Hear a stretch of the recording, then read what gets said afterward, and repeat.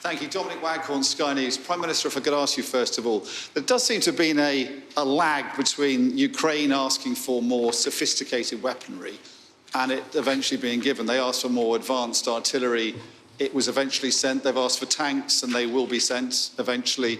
They now want fighter jets and we're training their pilots, but we're not sending the jets. Your predecessor, one of your predecessors, a close friend of President Zelensky, has wondered why we're not doing more. Why not send more so they can finish off the job now? What is holding the West back? Why is there that lag?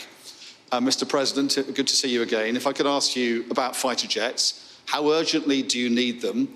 And what does it mean for your country if you don't get them?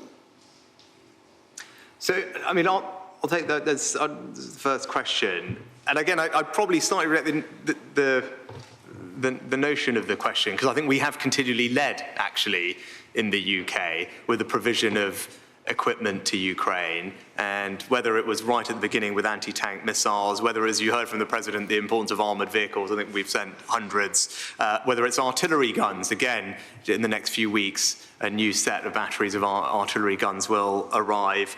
Tanks we've already talked about, and we're training combat aircraft for the first time.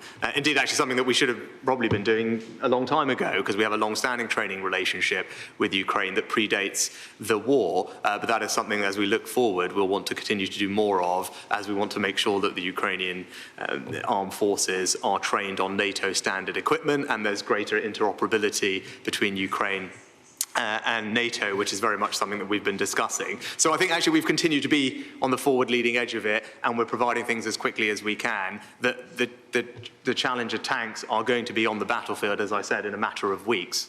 I mean, you've seen the Ukrainian soldiers are being trained on them as fast as we can, and we're providing them as fast as we can, and we know that they will make a difference. And I think the President would tell you, we've been having conversations for the few months that I've had this job, and relatively rapidly after we discuss what is necessary, Ukraine sees that we do respond, and then we galvanise others to respond too. That's what we have done, and that's what we'll continue to do. Thank you very much. And I would like to be honest with you here. In the history of this war, there are several pages, and one of these pages, so in fact, even sections, maybe in this war, has been a very special section for our warriors, and also Great Britain providing equipment. And here we're talking about Javelin lines as well. And then our people had to rise up, and they had to fight with what they had. We're not doing any self-pitying here, okay? What they had, they were doing, and we were just grateful for whatever we were getting. And then we turned another page, and then we turned into we all turned into fury, because Russians were just killing and murdering people, and they were raping people, and we were ready to have anything and use any kind of weapons just to destroy them. And then we turned another page, artillery. We needed artillery. We needed to work in a different direction, and this is exactly where we received some help and support. For example, in certain places, obviously, Great Britain helped us a lot, but when it comes to HIMARS, we got a lot of help from the US, and we are really grateful to them for this page in the history of war. I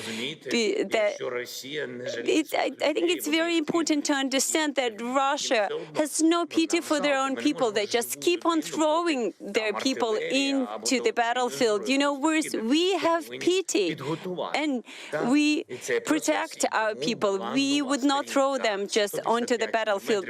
We needed to prepare them.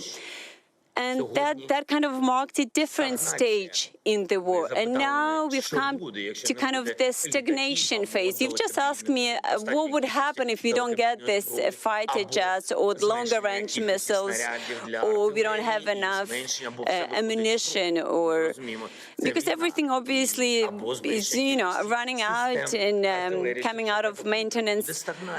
Or if you don't have this 185 artillery, there will be be stagnation. These people will be coming and be living on our territory, and this will pose great risk to all of the world, because they've captured a nuclear station, and they just live there, you know.